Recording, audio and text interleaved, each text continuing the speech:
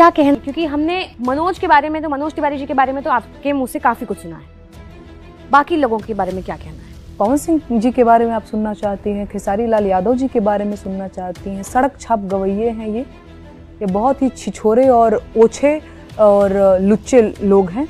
यही हैं भोजपुरी की बोटियां बेचने वाले लोग, भोजपुरी की बोटी बेच करके महंगी गाड़ी और महंगा जो है बंगले बनाने वाले लोग हैं। ये भोजपुरी को माई माई बोल करके माई को सरेआम बीच बाजार लहंगा और चोली नोचने वाले ये लोग हैं।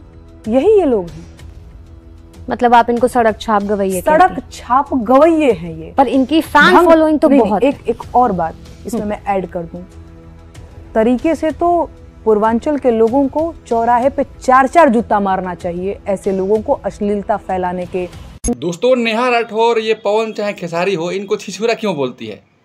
कभी आपने सोचा है कि इन लोग को छिछूरा बेहुदा किस्म के लोग क्यों बोलती है नेहा राठौर? आपको पता ही है कि बिहार में गाना गा के फेमस हुई थी कि बिहार में काबा, यूपी में काबा, ये सब गाने गा के वो फेमस हुई थी। राजनीतिक भी गाना गाती है और बहुत अच्छा गाना गाती है और बिहार बचाने की बात करती है। और जो भोजपुरी सिंगर है उल्टा सीधा गाना गाते हैं उनको रिलाई भी करती है। दोस्तों, बता दूं कि नेहा राठौर मतलब इतनी बड़ी पॉपुलर हो चुकी है कि आए दिन कोई ना इंटरव्यू आता रहता है उनका बड़ा चैनल पे। और ये लोग जो खेसारी है पवन को क्यों कहती है, ये बात समझना पड़ेगा। भोजपुरी के सुपरस्टारों ने सही में मतलब ऐसा कोई काम नहीं किया है, कोई भी नहीं दिखता काम ऐसा कि जो उनको सम्मान से नाम लिया जाए। भोजपुरी को मतलब वो अवधा नहीं पहुंचा पाए हैं जिसे चाहिए। अब देख लीजिए, बहुत सारे इंडस्ट्रीज के लोग हैं भोजपुरी में काम करने से हिचकिचाते हैं। किस लिए?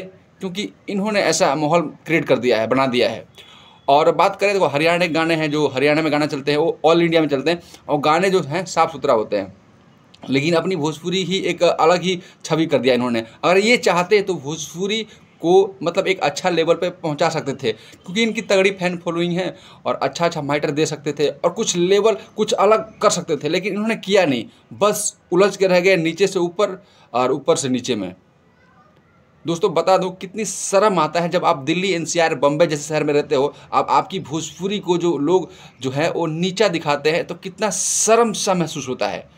मैं तो चाहता हूं कि अपना भोजपुरी है भी एक लेवल पे गाना बाजे, लेकिन ऐसा संभव नहीं हो सकता, क्योंकि इन्होंने ऐसा कोई गाना ही नहीं दिया है जो लोग अपने पब में बजाए, अपने घर में बजाए, अपने गाड़ी में बजाए, जो सुकून महसूस हो। इन्होंने कोई ऐसा गाना नहीं दिया है जो सुकून हो सके आदमी को बजा के।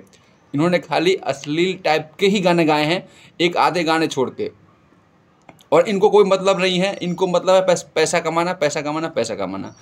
और इनको मतलब नहीं है कि अपनी भोजपुरी आगे बढ़े और चाहे अपना राज्य छोड़ के अलग राज्य में गाना बजे, अलग स्टेज में गाना बजे, ऑल इंडिया में भोजपुरी का एक डंका बजे। इनको मतलब नहीं है। इनको आ रहा है पैसे, अपनी भोजपुरी की जनता है सीधी सादी, देख रही है गाने और इनका व्यूज करोड़ों में जा रहा है, इनको पैसे बन रहा है। बस इनको यहीं तक रहना है और वही हालत है भाई। इसीलिए नेहा राठौर इनको बोलती है कि ये एक नंबर के बेशरम हैं। धन्यवाद, नमस्कार। कैसा लगा वीडियो प्लीज़ लाइक और कमेंट और चैनल को सब्सक्राइब कर दीजिए। काहे कि बहुत सपोर्ट की ज़रूरत है, आप लोगों का प्यार और दुलार चाहिए।